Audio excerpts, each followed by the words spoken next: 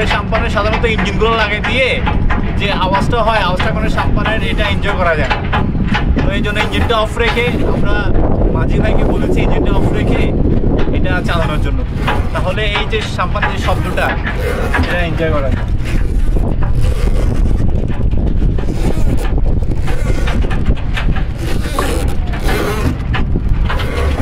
তো সবাইকে ওয়েলকাম করছি আমার সুন্দর চট্টগ্রামে।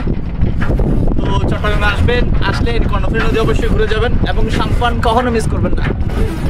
আর আমার ট্রাভেল ব্লগ যদি ভালো লাগে আপনারা প্লিজ সাবস্ক্রাইব করে রাখবেন। ট্রাভেল লাইক অক্সিজেন, এটা ট্রাভেলটা আমার জন্য অক্সিজেনের মতো।